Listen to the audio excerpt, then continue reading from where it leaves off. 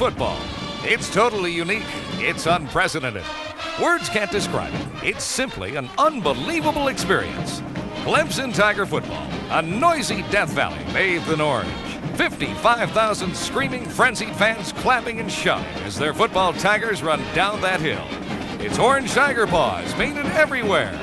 It's Tiger Band with Tiger Rag, and more Tiger Rag. It's wild. It's crazy.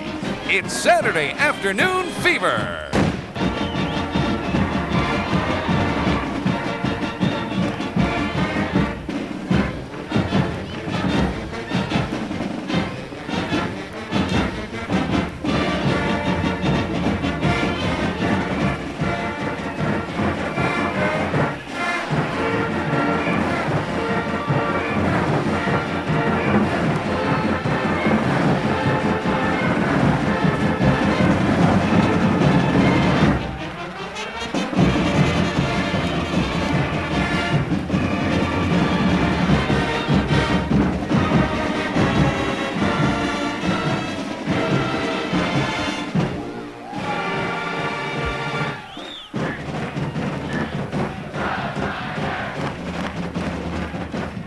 Never before in Clemson University history had the excitement over football been greater than in 1978. Coming off a highly successful season in '77 when the Tigers finished 8-2-1 and journeyed to the Gator Bowl to play the defending national champs Pittsburgh, the Tigers returned a seasoned veteran squad that included 6 All-Atlantic Coast Conference performers, including ACC Player of the Year Steve Fuller at quarterback and his sidekick, All-American Jerry Butler at wide receiver.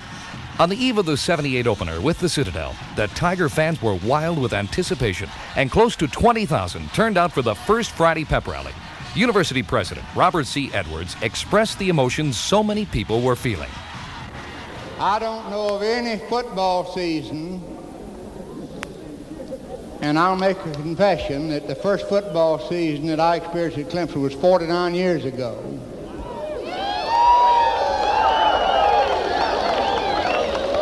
That even begins to approach anything that could begin to compare with what we're going to do beginning at 1 o'clock tomorrow.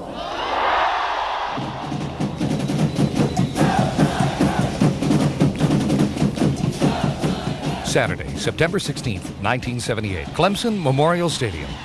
The largest opening day crowd in Clemson history has jammed Death Valley to review the 1978 edition of the Fighting Tigers. Well, the '78 Tigers didn't disappoint the large gathering that turned out for the opener, and it didn't take long to show the crowd what they had come to see. Here's Jim Phillips' description of the Tigers' first possession as they start from their own 27-yard line. Fuller rolling left, first play of the game. He'll carry to the 30. Fuller upfield along the far sideline to the 35 and finally down at the 36-yard line. A couple of plays later, it's the 1978 debut of the now famous Fuller to Butler combination. Motion, Ratsford coming to the right side. Fuller back to throw. Open is Butler. He takes the grab, but he's out of bounds at the Citadel 41-yard line. That was a 21-yard gainer that took the ball into Citadel territory. And then a few plays later, from the Bulldog 28. Tight to the right side. Rolling right is Fuller looking to throw. Now takes off running at the 25, to the 20, to the 15, to the 13-yard line. Goes Steve Fuller. Moments later, the Bulldog won. 3rd down and goal. Lester Brown scores the first touchdown for the Tigers.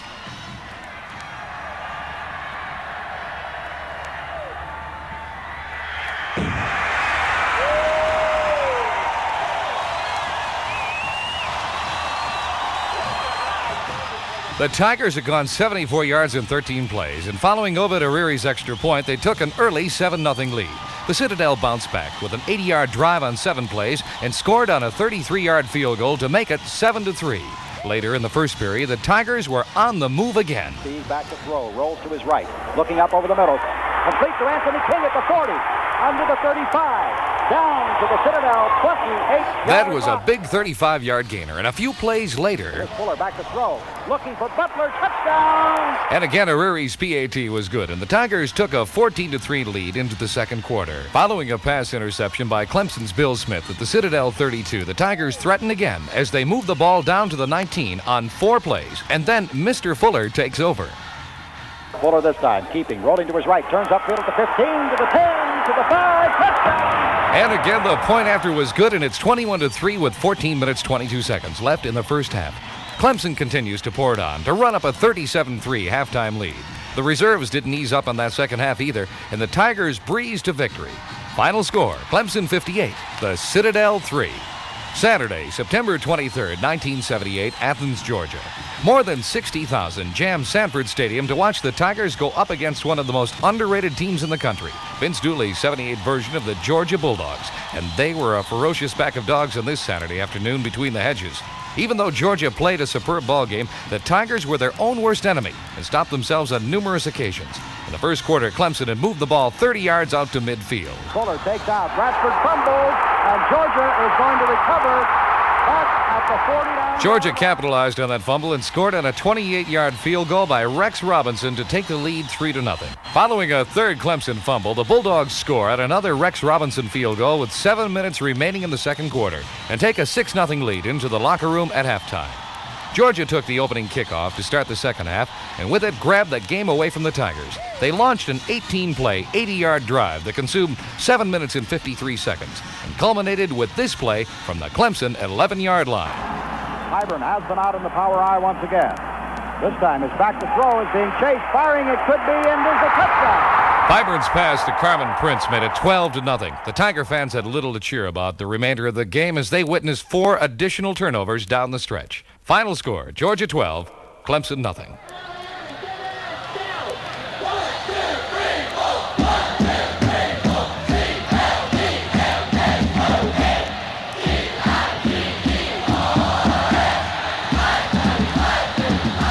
Saturday, September 30th, 1978, Death Valley.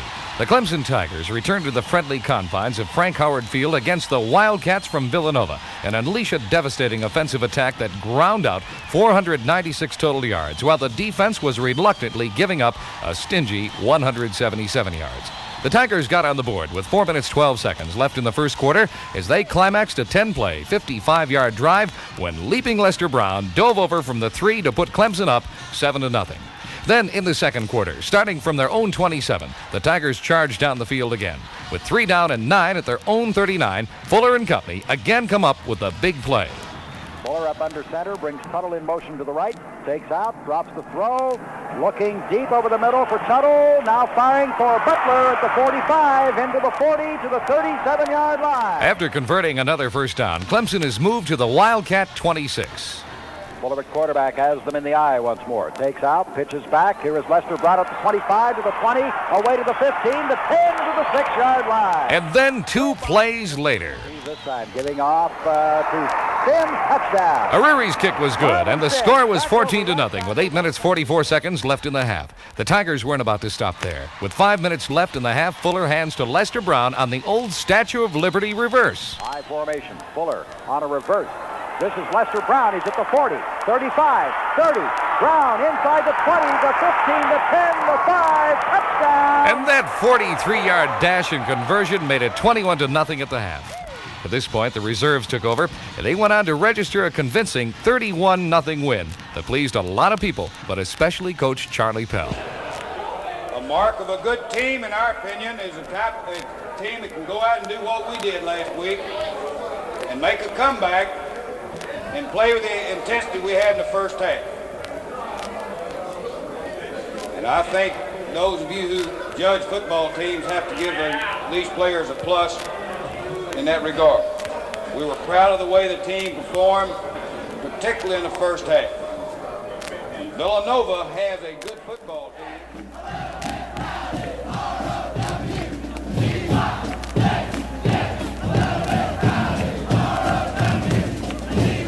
October 7th, 1978, Clemson Memorial Stadium.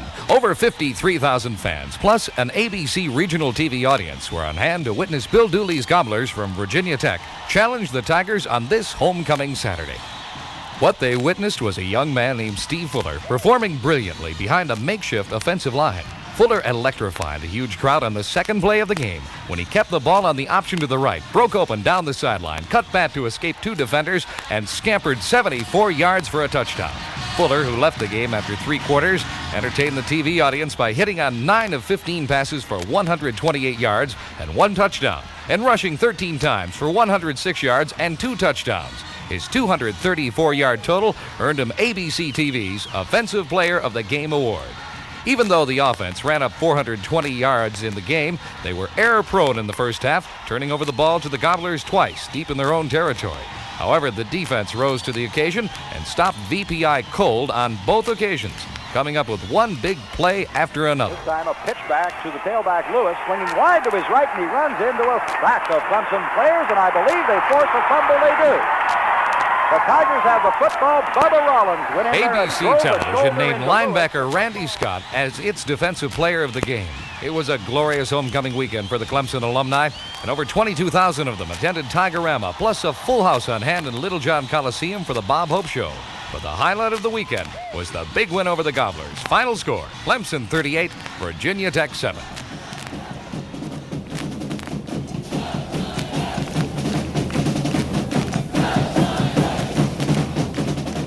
October 14th, 1978, Charlottesville, Virginia. Only 19,243 were on hand at Scott Stadium on the campus of the University of Virginia to view this ACC encounter, but thousands dressed in orange had journeyed to Charlottesville to cheer their Tigers toward their third straight win. And they weren't disappointed as the Tigers roared on their first offensive play from scrimmage. Fuller up under center on 1st and 10 Tigers from their own 41. This time he keeps, comes to his right, pitches out in the corner. Lester Brown over the 45, 50, 45 of Virginia, into the 30-yard line. He's free to the 25, gets a blocker out in front of him. That's Butler, who knocks the man down at the 5, and it's a touchdown. And the point after was good. Clemson takes a 7-0 lead, but the Cavaliers took the ball and drove 77 yards in 12 plays to knot the score at 7-7. In the second period, after recovering a fumble at the Virginia 32, the Tigers moved to the 15-yard line. Steve takes out, pitch out to Lester Brown. He's got a block, turns in at the 10, to the 5, touchdown! And again, the kick good. It's 14-7 Clemson. 6 minutes later, Obed Ariri boots a 35-yard field goal, and the Tigers move up by 10 at 17-7. With 55 seconds remaining in the half, Clemson caps a 57-yard drive in 11 plays with a quarterback sneak by Fuller for the score. A two-point conversion attempt fails, and the Tigers took the 23-7 halftime lead. Both teams were scoreless in the third quarter, but early in the fourth quarter, Steve Fuller again scoring from 1 yard out to conclude an 87-yard drive. The PAT good, and it's 30-7. Lester Brown had his biggest day as a Tiger, rushing for 178 yards and 19 carries. It earned him the title of ACC Offensive Back of the Week. On the day, the Tigers churned out 557 total yards. Final score, Clemson 30, Virginia 14.